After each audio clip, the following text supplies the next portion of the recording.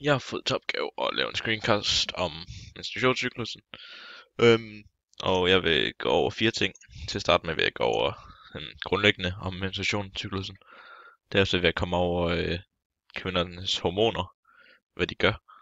Og så til sidst eller ikke til sidst, så vil jeg vise en figur om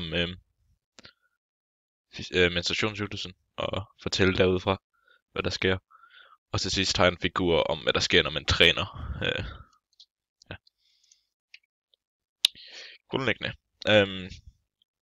Menstruationscyklusen den varer cirka 28 dage, og den første dag i cyklusen er den dag, man får sin menstruation. Pointen med menstruation det er at producere moden og udlykkelse et æg, og så får man så graviditet. Det er så målet med det. På den 14. dag får man sin ægløsning normalt. Og så normalt bliver der flere æg modnet i kvindens 2 æggestokke, men efter noget tid så stopper de selv produktionen, så der kun bliver et æg. Yes. Kvindens hormoner. LH, det er det luteiniserende hormon, og det stimulerer ægløsning hos kvinden. FSH, det er det follikelstimulerende hormon og udvikler folliklen. Testosteron, det er der er flere funktioner, og det styrker blandt andet musklerne. Og det er det hovedsagelige, eller det kønshormonet hos mændene. Men kvinden har det også lidt. Østrogenet er det kvindelige kønshormon, som fortæller hjernen, at det er ikke det i produktion. Progesteron, det udvikler livmoderen og gør den svampet, og det produceres i det gule legeme. Yes. Ja, som man kan se på den her figur, så er den rimelig avanceret, og man skal egentlig kigge meget på de her tal her, hvordan de følger hinanden, og ikke så meget på, hvordan det sker her, i hvilken rækkefølge. Men som man kan se, så i starten her, så bliver der frigivet noget follikelstimulerende hormon, FSH, og så på grund af den positive feedback fra det, så begynder østrogenniveauet også at stige. Østrogen hernede. Det begynder at stige som det første. Og det fortæller så hjernen, at det er ikke det i produktion.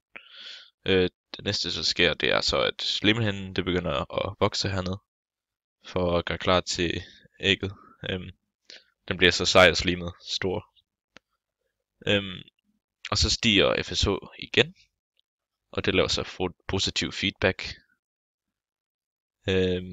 til LH, som så frigiver ægget, som er blevet færdigproduceret i folliklen. Og så får man så sin ægløsning. Og det ubefrugtede æg, det bliver så udskilt med menstruation, hvis man ikke kan... Ja, det bliver udskilt her af menstruation, hvis man ikke er gravid. Og så bliver folliklen lavet om til det gule legeme her, som med tiden vil skrumpe ind.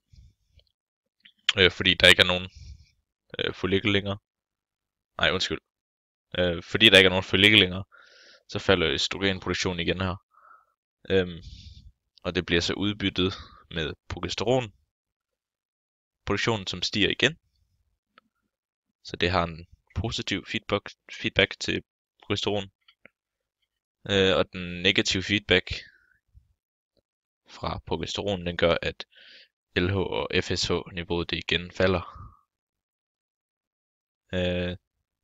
Som progesteron niveauet det falder her. Yes. Hvis man derimod er gravid, og ægget det forbliver, og man ikke får det gule legeme, så forbliver progesteron niveauet højt, og det gør så, at livmoderen den forbliver stor svampet her, slimet. Yes. Næste, figur 2, det er viser påvirkning af en kvinde ved fysisk træning. Fysisk træning, det er egentlig bare det her, man skal kigge på. Som man kan se, så i kontrollen, så laver hun ikke noget. Hun har en normal menstruationscyklus. Og der bliver ikke frigivet ret meget testosteron. Men i træningsperioden her, der vil hun til gengæld udvikle utrolig meget, eller mere testosteron, for at danne muskler på hendes krop, som så laver negativ feedback til hendes LH. Kan man se her, det stiger aldrig ret meget. Ikke lige så meget som i kontrollen. Og fordi at LH-koncentrationen falder, så får hun ikke ægløsning. Så hun får det, men det bliver meget uregelmæssigt i forhold til, hvis hun ikke lavede noget. Yes.